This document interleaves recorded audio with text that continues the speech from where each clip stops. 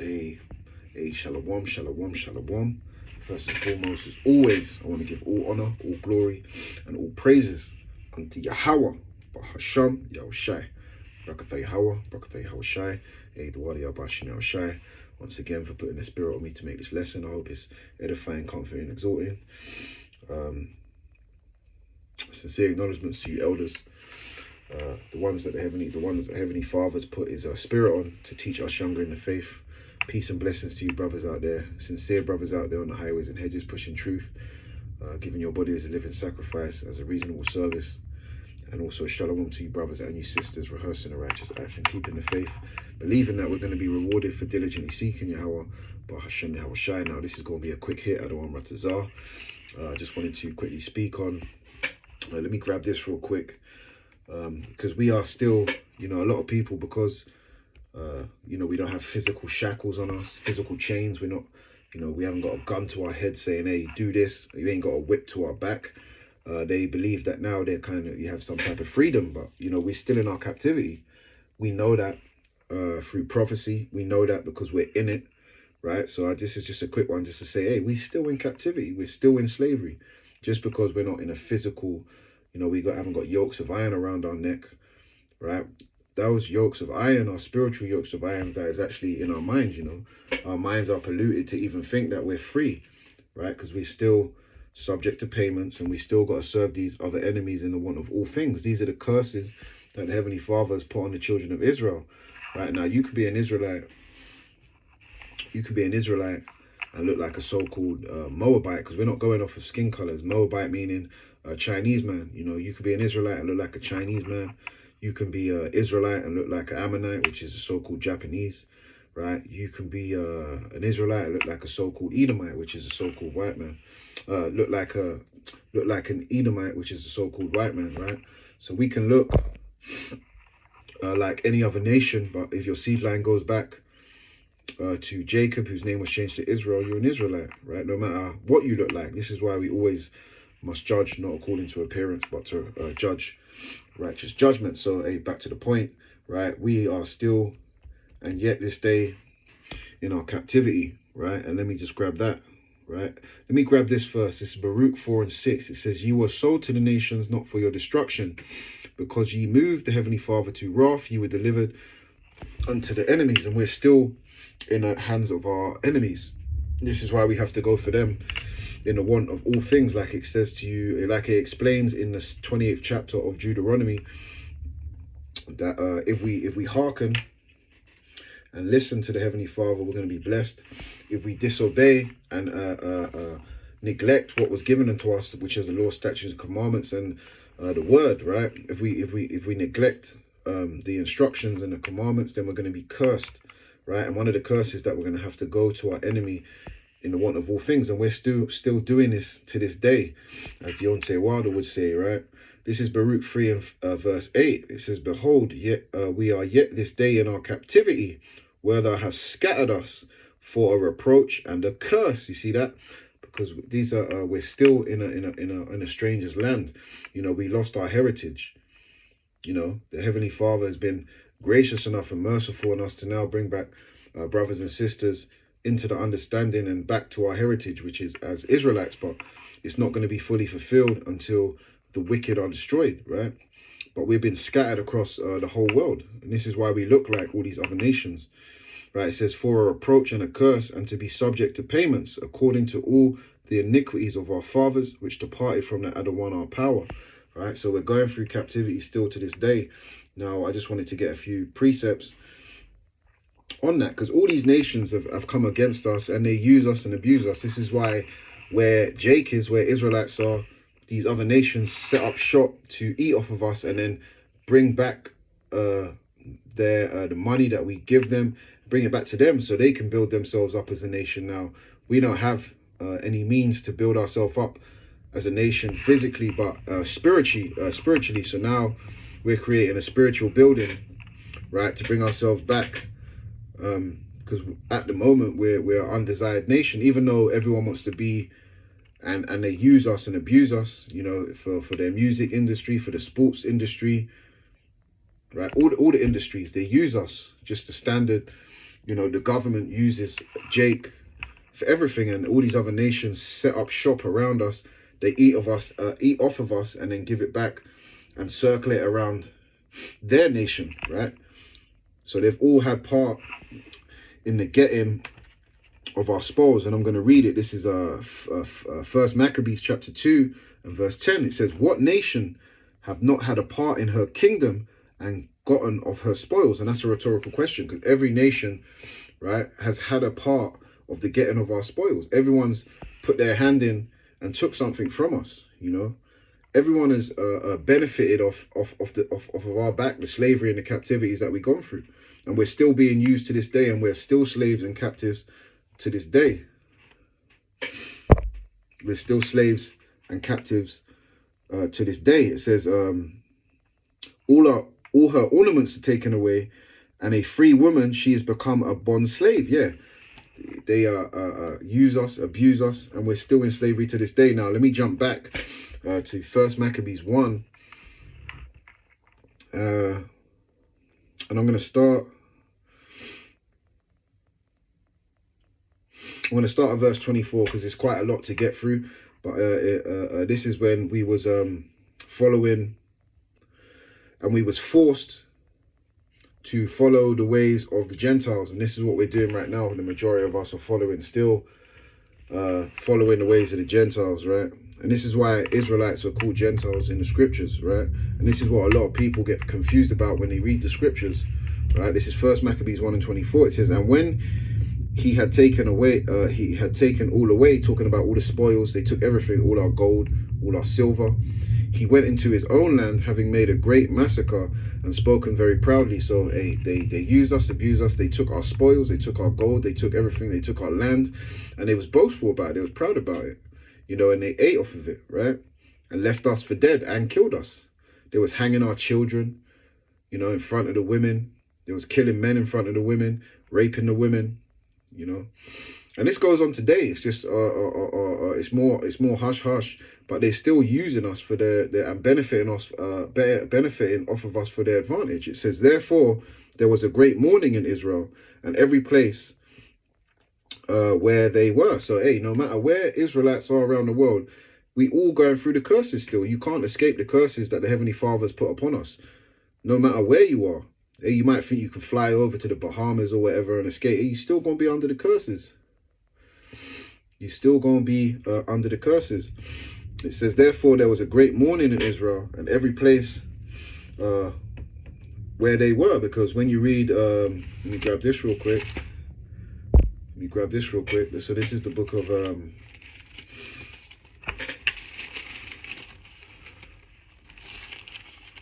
it's the book of Proverbs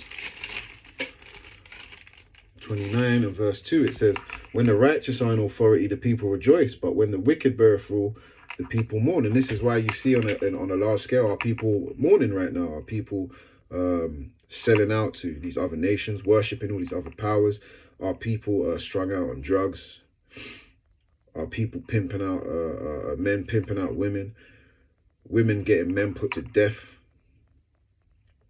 This is why our people are in this mourning state, because we're still under the foot of our enemy and our oppressor. So you thinking that you're free just because you have shackles taken off you, your mind and what they pollute you with, all the television, the TV programming, all the music that you hear, and what they tend to do when you put on the radio, which I don't listen to, but every time it jumps on, they repeat the same song over and over again. So it gets locked into your mind, and then you start thinking in their way. Same for the movies, they repeat the same thing. So to get you programmed to the way they want you to think, right? So it says, let me jump back to First Maccabees 1 and 25. And this is why we're mourning. It says, "Therefore there was a great mourning in Israel and every place were where they were." It says, "So that the princes and elders mourned, the virgins and the young men were made feeble, and the beauty of woman was changed." It says, "Every bridegroom took up lamentations, and she that sat in the marriage chamber was in heaviness." It says, "The land also was moved for the inhabitants thereof, and all the house of Jacob was covered with confusion." right? Yeah, now the whole of Israel is covered with confusion. We don't know who we are, right? And that goes back to Isaiah, the first chapter. Yeah, it says, what it say? It says the house of Jacob was covered with confusion. Now you got your children, Israelite children, don't know whether they want to be a boy, girl, not knowing whether they're Muslim, Buddha, Christian.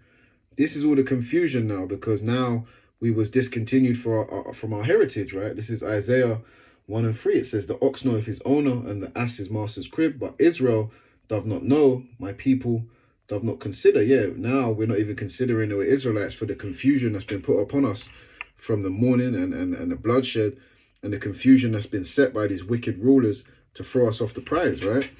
Let me see what this real quick. Grab this. First Corinthians.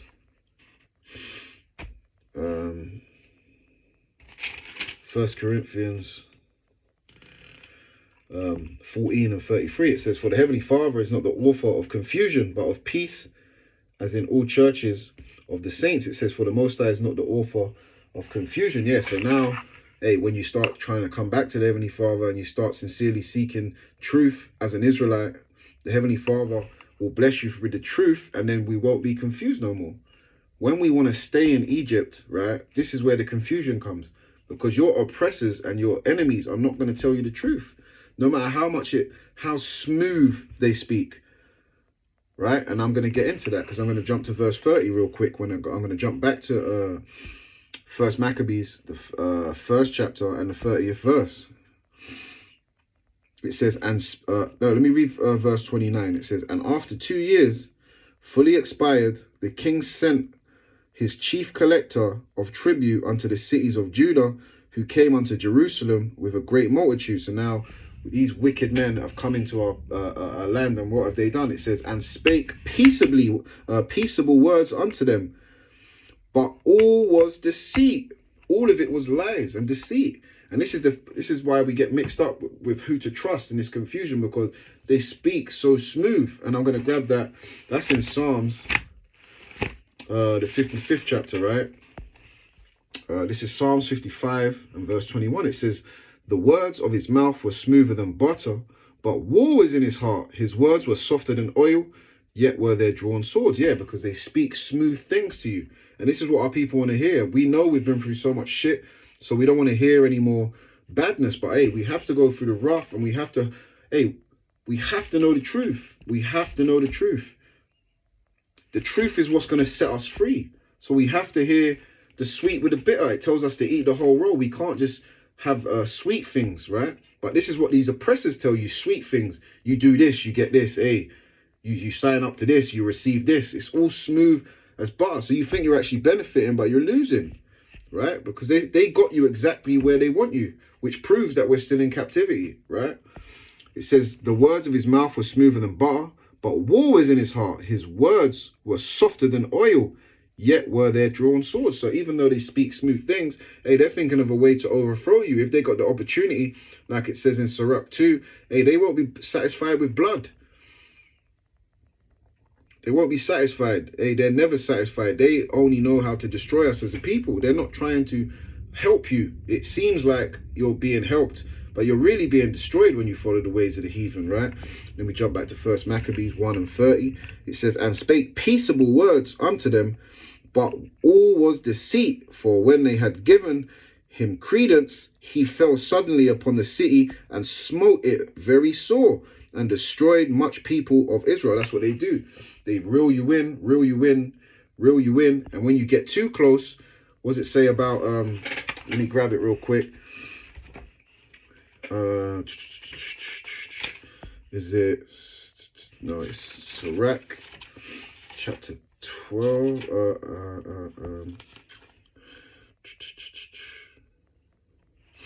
Yep, Sirach 12, and I'm gonna get a few.